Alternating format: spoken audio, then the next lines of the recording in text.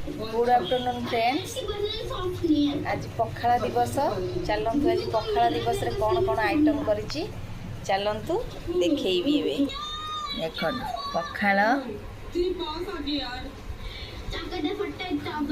शाग भजा, भेंडी भजा, बैगण भजा, बैगण टमाटो भर्ता होइछि, आलू भर्ता, आलू कोबी भजा, माछ भजा सांग को पियाज लंका पांपड़ होइछि। देखो पखाला केमिति ये खाइबो, जल्दी जल्दी आस। आज पखाला दिवस झील मोर पखाला खाइबो। बे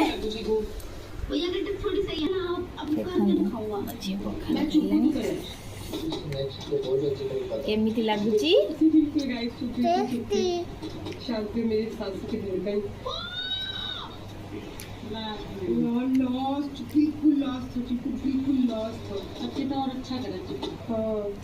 बहुत अच्छा खेला बच्चे।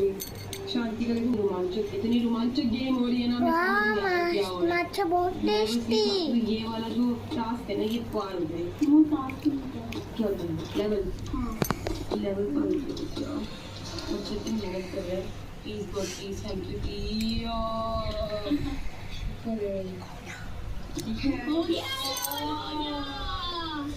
मम्मी तो अरे ये तो हो जाएगा, इसको टेंशन मत लो। ठीक है मेरे को टेंशन हो जाती है, मैं क्या करूँ?